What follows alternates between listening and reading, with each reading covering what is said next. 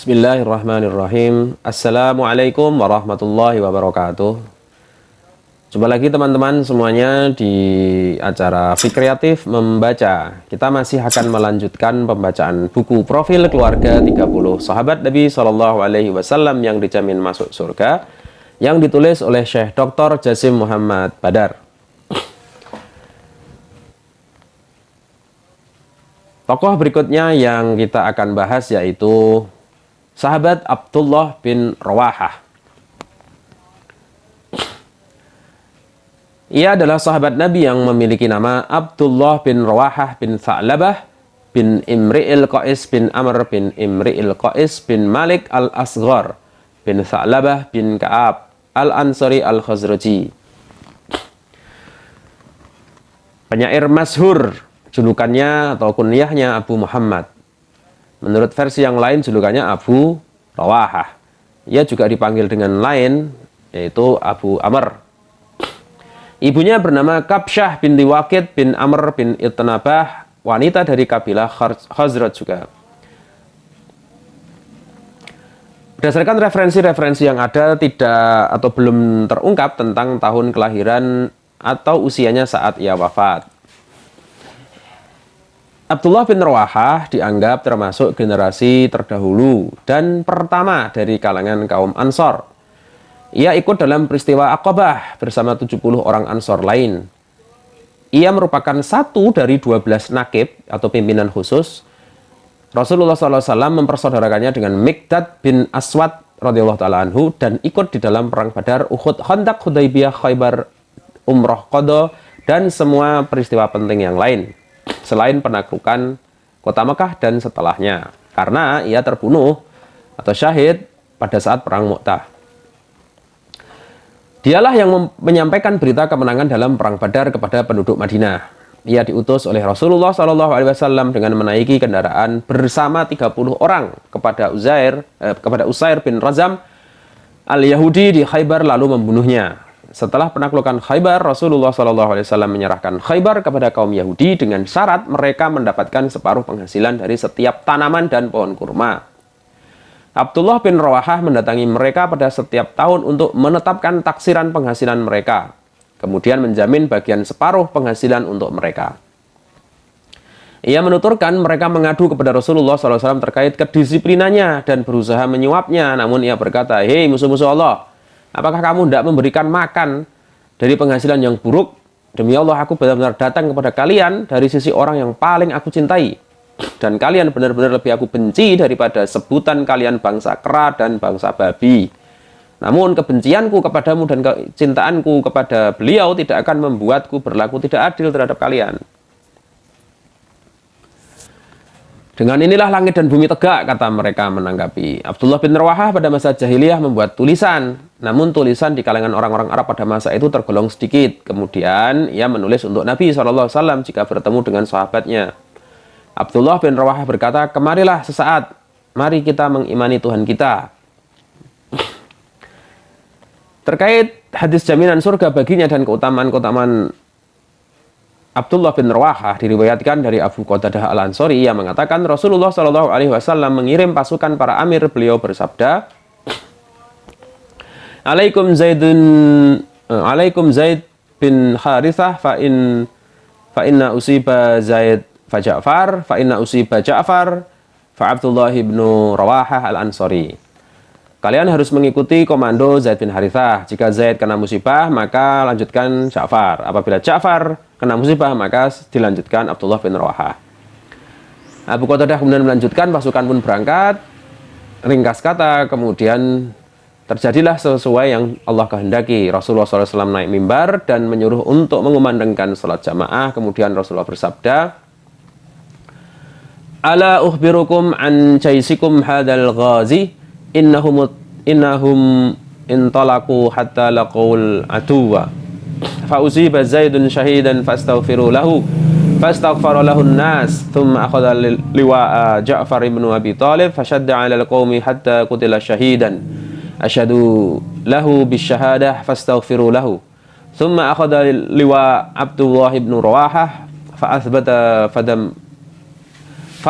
qadamayhi hatta usiba syahidan fastaghfiru lahu. Thumma akhadha al-liwa Khalid ibn Walid wa lam yakun minal umara huwa ummara nafsah. Farafa'a Rasulullah sallallahu alaihi wasallam isbighaihi wa qala Allahumma huwa sayf min suyufika fansurhu. Maukah kalian aku beritahu tentang pasukan kalian yang berperang ini? Sesungguhnya mereka berangkat hingga menghadapi musuh, kemudian Zaid gugur sebagai syahid, maka mohonkanlah ampunan baginya. Orang-orang pun memohonkan ampunan baginya. Kemudian bendera diambil oleh Ja'far bin Abi Thalib, yang lantas menyerang musuh hingga terbunuh sebagai syahid. Aku nyatakan bahwa ia gugur sebagai syahid, maka mohonkanlah ampunan baginya. Kemudian bendera diambil alih oleh Abdullah bin Rawahah yang mengokohkan pijakan kedua kakinya, bertahan dalam pertempuran hingga ia juga gugur sebagai syahid, maka mohonkanlah ampunan juga baginya. Kemudian bendera diambil alih oleh Khalid bin Walid, ia bukan amir, ia mengangkat dirinya sebagai amir. Rasulullah SAW mengancungkan kedua jarinya. Beliau mengatakan, ya Allah, ia adalah pedang di antara pedang-pedangmu, maka berilah pertolongan kepadanya. Al-Hafidz Ibnu Katsir mengatakan dalam Al-Bidayah wan Nihayah, dalam hadis ini diungkapkan bahwa mereka yang dikatakan sebagai syahid, maka mereka termasuk yang dipastikan masuk surga. Rasulullah SAW bersabda, yang mengambil bendera Zaid bin Harithah lalu ia gugur sebagai syahid, kemudian bendera diambil oleh Ja'far lalu berperang dengannya sampai ia gugur sebagai syahid.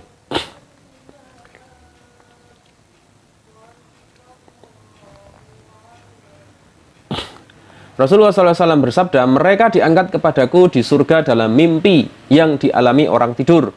Mereka di atas dipan-dipan dari emas, lalu aku melihat dipan Abdullah bin Rawahah agak menyerong dari dipan kedua sahabatnya. Aku pun bertanya, kenapa ini? Dikatakan kepadaku, keduanya langsung maju menyerbu, sedangkan Abdullah bin Rawahah agak bimbang, namun ia pun maju.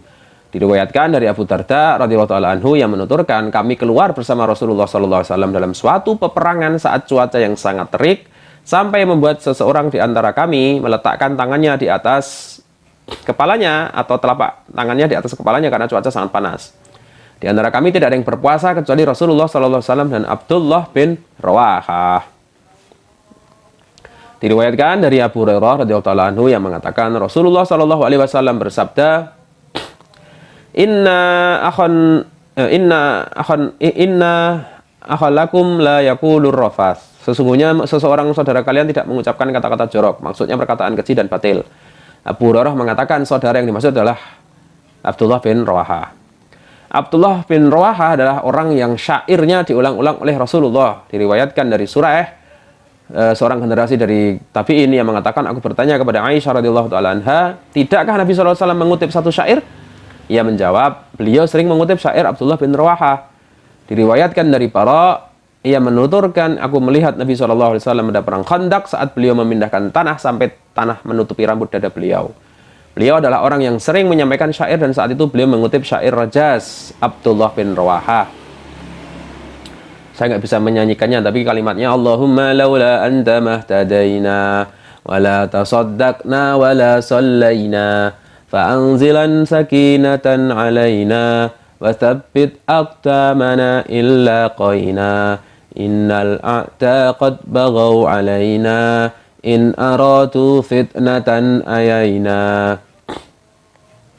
Ya Allah, seandainya bukan karena Engkau maka kami tidaklah mendapat petunjuk, tidak pula kami bersedekah, tidak pula mengerjakan sholat.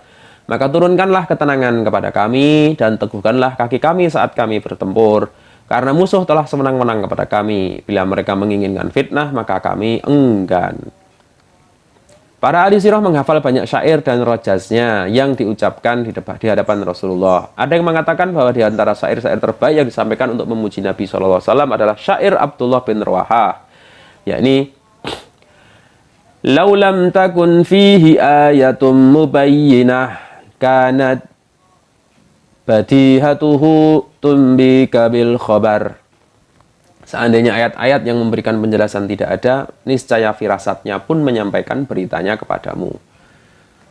Abdullah bin Rawahah terlibat dalam perang Mu'tah tahun 8 Hijriah. Dalam pasukan yang dikirim oleh Rasulullah untuk menyerbu negeri Syam. Sebagai tindakan tegas bagi orang yang membunuh utusan beliau, yakni Harith bin Umair al-Asdi. Rasulullah menunjuk Zaid sebagai komandan, kemudian wakil komandannya Ja'far bin Abi Thalib, dan wakilnya kemudian adalah Abdullah bin Rawahah. Mereka pun berangkat hingga ketika singgah di Ma'an, mereka mendapat berita bahwa Heraklius tengah berada di Ma'ab dengan 100.000 pasukan Romawi serta 100.000 pasukan keturunan Arab. Mereka memutuskan untuk bertahan di Ma'an selama 2 hari. Mereka mengatakan, kami mengirim utusan kepada Rasulullah untuk memberitahukan tentang jumlah musuh kami yang sedemikian banyak sehingga beliau dapat mengirimkan pasukan tambahan atau memberikan satu perintah kepada kami. Kan tetapi Abdullah bin Rawahah mengobarkan semangat mereka untuk maju terus berperang. Pasukan muslim pun bergerak ke Mu'tah dan bentrokan pun tak terhindarkan dalam sebuah pertarungan yang tak berimbang. Karena pasukan muslim berjumlah sekitar 3.000, sementara pasukan Romawi mencapai 200.000. Menurut versi yang lain 300.000, sang Amir Zaid pun gugur sebagai syahid setelah bertempur dengan gagah berani. Kemudian Amir diambil oleh wakilnya yaitu Ja'far bin Abi Thalib yang kemudian juga syahid dengan gagah berani.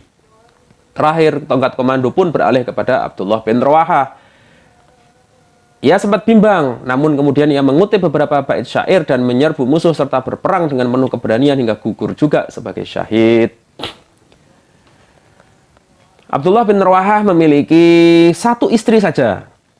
Dalam bahasan terkait momentum keluarga, beliau memiliki 1 istri.